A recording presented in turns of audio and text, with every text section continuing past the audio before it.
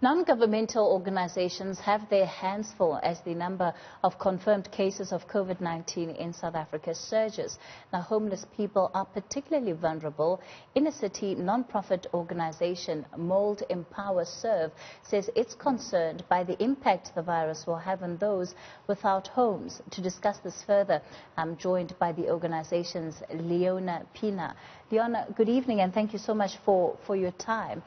Speak to us and explain perhaps in as simple terms as possible how vulnerable the homeless in the city, and not just in this city, but I believe in the country, will be to COVID-19.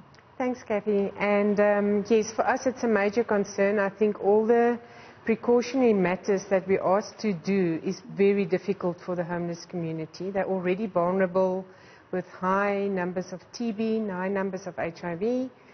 Their system's already vulnerable. They don't have access to isolation rooms. They don't have access to clean clothing every day. They can't wash every day. And their nutrition is not up to standard. So all these factors are against them, and we are trying to position a place so that we can look after them during this time. They can't wash every day, let alone have access to be able to wash their hands regularly in any given day. Yes, I think that is our major challenge. So we're trying to get as much hand sanitation into the community as possible, taking into account that there isn't so much water around for them on a day-to-day basis to wash. Often when one speaks to officials, especially around issues affecting the homeless, we're pointed to the centers where many can go at night and, get a roof over their heads to sleep on and then leave in the morning. Are those facilities sufficient for a time such as this? We're looking at, being able to keep a certain distance from someone. I mean, is this implementable at homeless shelters? Yes, I think it depends on the size of the shelter. All our shelters in the different 4 cities that we operate are below 100. We don't believe in big numbers of shelters, especially also with TB. And it's for us very important that we keep that number below. We've changed our rules for this period, where people would normally be encouraged to go out during the day to just go and find some piece jobs. At the moment, we're encouraging them not to go out. So that they can be safe inside, and we are calling on the public to help us, because now we have to feed them during the day, which we would do with love, but we have to now plan differently around our strategy that we normally have. That unquestionably rather adds a greater burden on the services that you provide then. How can the ordinary public get involved here? I think one of our basic challenges is normally we believe to break the culture of handouts, so people do pay a small fee at night to sleep there. So at the moment they can't go out to get the money to pay to sleep there. So we have to keep them inside. So we have a voucher booklet system. So if people from the public want to sponsor some of those beds at night to help us with this period, we have them available on our website. And of course we need additional sanitary. We need additional cleaning materials, additional clothing, because we want them to change more regularly and get that through a laundry that we can change over bedding, change over clothing much faster than we normally would. Sure. Give us the details, perhaps your website where people can go to and where they'll have all the information they need in order to be able to assist. Yeah, it's www.mes.org.za.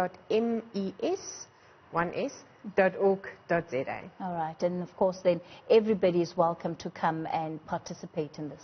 Yeah, it's quite tricky because we can't have volunteers at the moment because of all the safety precautions. What we're also doing is we're doing disposable meals in containers that people can throw away. So like a takeaway, we're keeping our feeding scheme open with very strict control of smaller numbers. But we do need disposable containers to put that food in, that they can basically take it and go and not sit down and have a gathering. And, you have, of course, thousands more homeless people who may not make it to your shelters. Yes. We encounter them, at stop signs, at the traffic lights on a day-to-day basis. What can we as citizens do to assist them? Because often they'll be asking for money, asking for food. Is there any advice that you have for South Africans? We're asking people to drive around with bags of oranges, and give them vitamin C as far as possible at the traffic lights. We're also encouraging them to help us. We are busy talking to the City of Johannesburg for a potential building for isolation for the homeless. If that happens, we will definitely call on the public to assist us to get it ready in terms of bedding, in terms of linen, that we will need to set that up. We're already in discussions with that. We'll continue tomorrow, that we can have a place of isolation for them in times where they might need it. I tell you what, a crisis like this certainly exposes all of the gaps that we have in our system, even where social security is concerned, and the extent to which more should be done to assist some of those in our society who are vulnerable. Leona Pienaar, she is, of course, with NPO MES, and they are assisting homeless people. So the website then is www.mes.org.za. You can go online to assist them and buy vouchers for somebody to put a roof over their heads, to be able to stay indoors and self-isolate during this time. News at Prime continues after this. I'm back with your headlines, and Mark, of course, will have a final look at your sport.